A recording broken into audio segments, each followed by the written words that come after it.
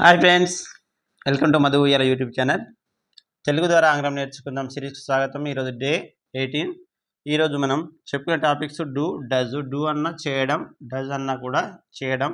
వీటిని మనం simple present టెన్స్లో వాడతాం. అనగా వీటిని ముఖ్యంగా రిపీటెడ్ యాక్షన్లో వాడడం జరుగుతుంది. రిపీటెడ్ అంటే ప్రతిరోజు కానీ, ప్రతి వారం కానీ, ప్రతి నెల కానీ, ప్రతి సంవత్సరం కానీ మనం క్రమం తప్పకుండా చేసే పనులు ఏవైతే ఉంటాయో వాటిని చెప్పే సందర్భంలో వీటిని వాడడం జరుగుతుంది. కాబట్టి అతి ముఖ్యమైనవి. దాదాపు ఇవి రెండు నేర్చుకున్నట్లయితే మనం ఒక 40 నుంచి 50% మనం ఇంగ్లీష్ మాట్లాడడం సాధ్యమవుతుంది. ఇందులో మనం వీటిని రెండింటిని ఉపయోగించి మనం 6 రకాల సెంటెన్స్ తయారు చేయడం జరుగుతుంది. వాటిని మనం ఒక ఫార్ములా ఉంటుంది. పాజిటివ్, నెగిటివ్, ఇంటరాగేటివ్ మరియు డబ్ల్యూహెచ్ క్వశ్చన్. అందులో మళ్ళీ ఇంటరాగేటివ్లో పాజిటివ్, నెగిటివ్ ఉంటుంది. మరి డబ్ల్యూహెచ్ క్వశ్చన్లో పాజిటివ్, నెగిటివ్ ఉంటుంది. ఈ యొక్క ఫార్ములాలో అప్లై చేయడం జరుగుతుంది. 6 రకాల వాక్యాలుగా మనం మార్చడం జరుగుతుంది. ఫస్ట్ డూ అనగా, డజ్ అనగా ఏది ఎప్పుడు వాడదామో చూద్దాం. తర్వాత వీటిలో అప్లై చేద్దాం. ఈ విధంగా మనం పూర్తి చేసిన తర్వాత మీకు రిమైనింగ్ సబ్జెక్ట్స్ కూడా ఇవ్వడం జరుగుతుంది. మొదట సబ్జెక్ట్స్ అంటే ఏమిటో చూద్దాం. I, we, you, they, he, she, it. ఈ 7 సబ్జెక్ట్స్ అంటారు. ఈ 7 సబ్జెక్టులో మనం ఇట్ ప్లేస్లో నేమ్స్ తీసుకోవచ్చు. సింగులర్ నేమ్ తీసుకోవచ్చు. రామ లేదా సీత ఇలా. అయితే ఇట్ అనగా థర్డ్ పర్సన్ సింగులర్గా మనం దీన్ని పరిగణించవచ్చు. అయితే ఐ, వి, యు, దే అనే 4 సబ్జెక్టులు ఏవైతే ఉన్నాయో వాటికి డూ వాడండి. హీ, షీ, ఇటు లేదా రామ, సీత ఏవైతే సబ్జెక్టులు అయితే ఉన్నాయో వాటికి డజ్ వాడవలను. మళ్ళీ గుర్తుపెట్టుకోండి. I, we, you, they do. He, she, it does. I, we, you, they do. He, she, it లేదా రామ, సీత డజ్. ఓకేనా? ఇది గుర్తుపెట్టుకోండి. ఇప్పుడు నేను ఇందులో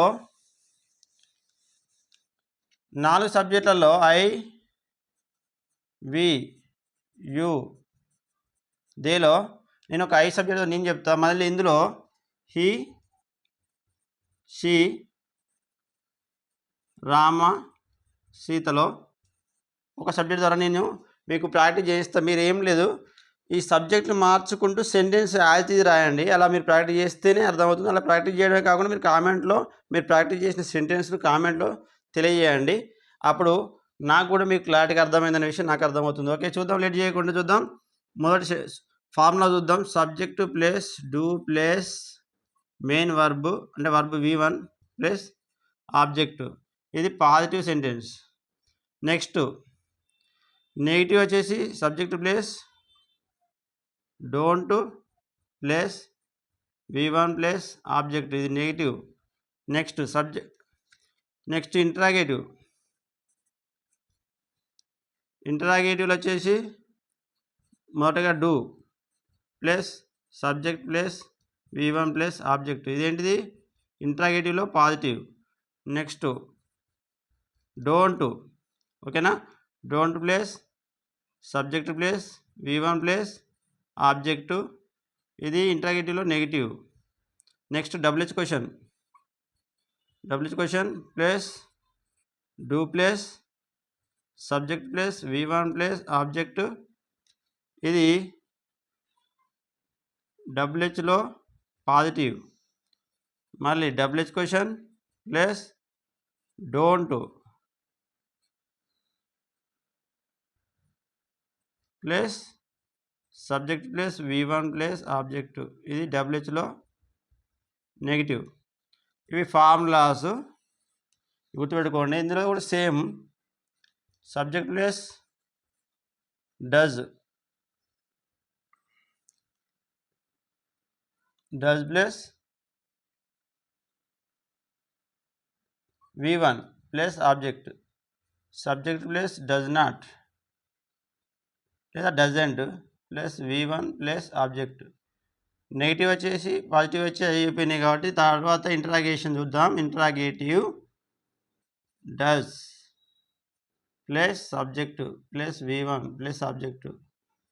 next doesn't plus subject plus V1 plus object. Next WH question plus does plus subject plus V1 plus object. Next WH question doesn't plus V1 plus object ఏంటిది positive negative ఇంట్రాగేటివ్లో positive ఇంట్రాగేటివ్లో negative WH క్వశ్చన్లో positive మరియు WH క్వశ్చన్లో negative. ఈ formulas ఒకసారి screen shot తీసుకోండి లేదా రాసుకోండి. ఒక్క నిమిషం వీడియోను పాజ్ చేసుకొని రాసుకోండి. ఇంపార్టెంట్ ఫార్ములాస్ ఇవి. ఈ 6 రకాల ఫార్ములాస్ తోటి మనం 6 రకాల వాక్యాలు తయారు చేద్దాం. ఇది ఏంటిదంటే సెంటెన్స్ స్ట్రక్చర్, 6 రకాల సెంటెన్స్ యొక్క స్ట్రక్చర్ ఇది ఇదే విధంగా ఉంటుంది. ఒకసారి చూసుకోండి. ఓకేనా? క్లోజ్ చేస్తున్నా.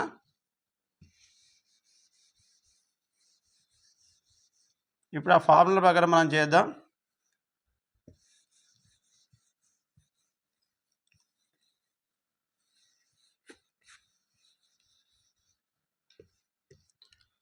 మొదటి ఫార్ములా ప్రకారం సబ్జెక్ట్ వచ్చేసి ఇక్కడ మనం ఐ తీసుకుందాం. Subject I plus do plus okay. ఇప్పుడు సెంటెన్స్ తయారు చేద్దాం. I go to college.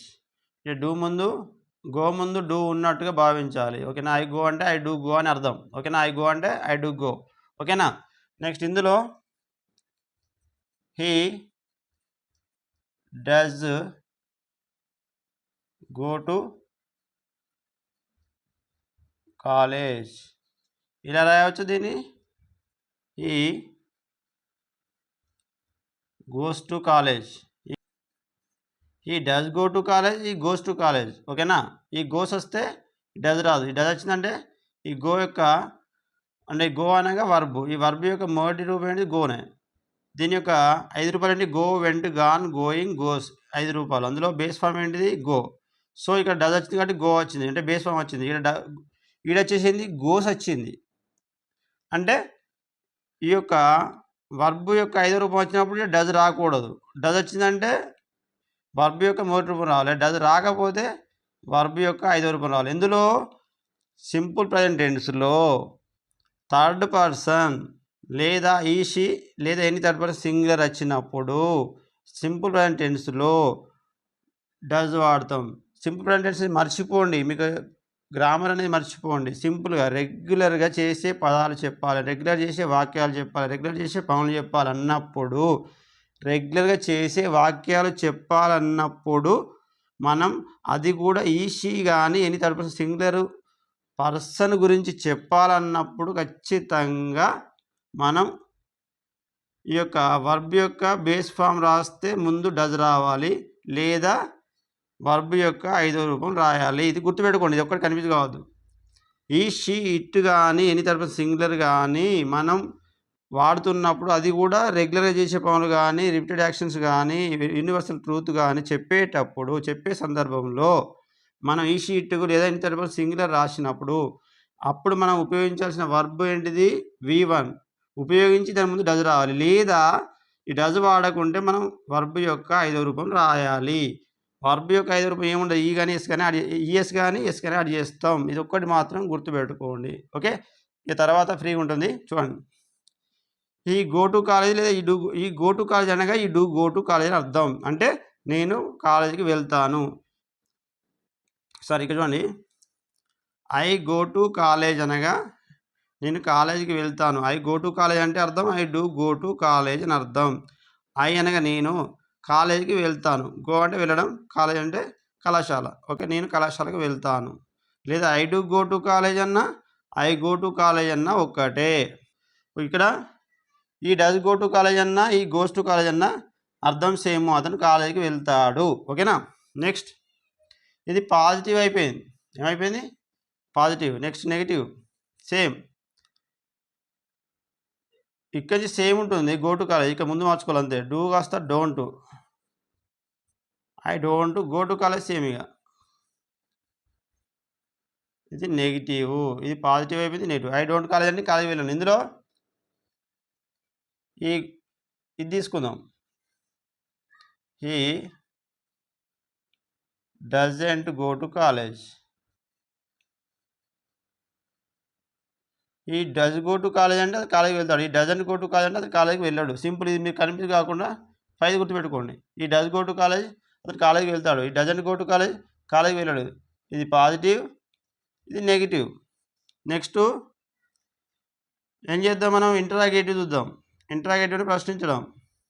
అప్పుడు ఏం చేయాలి మనం? దీన్ని తీసుకోవాలి. దీన్ని రివర్సు. ఐ డూ ఉందా? డూ ఐ రాయాలి. Do I. Remaining same.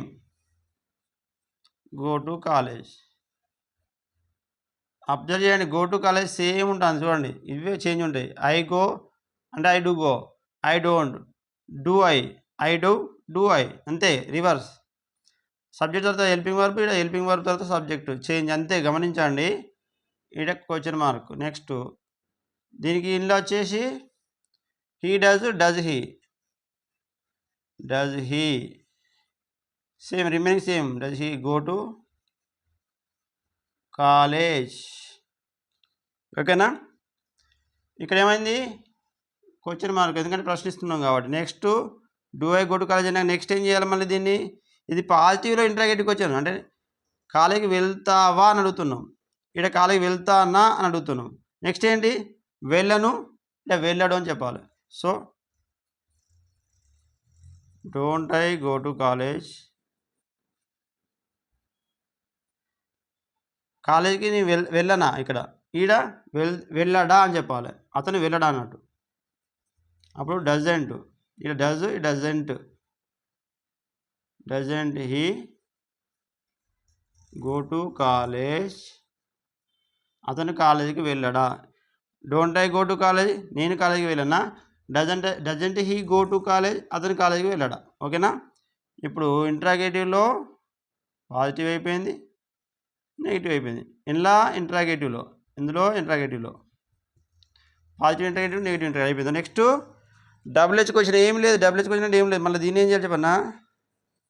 Nazi రాయండి. Do I go to college. దీన్ని సేమ్ రాసినామా? ఇంట్రాగేటివ్, పాజిటివ్ ఇంట్రాగేటివ్ సేమ్ రాసినామా? దాని ముందు డబ్ల్యూహెచ్ క్వశ్చన్ రాయాలి. డబ్ల్యూహెచ్ క్వశ్చన్ ఏంటి? What, where, when, why, who, whom, whose, which, how. అందులో మనం ఇక్కడ కాలేజ్ కాబట్టి వెన్ తీసుకుందాం. ఎప్పుడు వెళ్తాం అంటాం కాబట్టి వెన్ తీసుకుందాం. When do I go to college. నేను కాలేజీకి ఎప్పుడు వెళ్తాను. ఇక్కడ సేమ్ ప్రాసెస్. ఇక్కడ డస్ తీసుకోవాలి. Does he go to college అది రాసిన తర్వాత ముందు డబ్ల్యూహెచ్ క్వశ్చన్ పెట్టుకోవాలి. అంతే. When does he go to college. అతను ఎప్పుడు కాలేజీకి వెళ్తాడు. ఇదేంటిది? డబ్ల్యూహెచ్ క్వశ్చన్లో positive WH question. Next negative.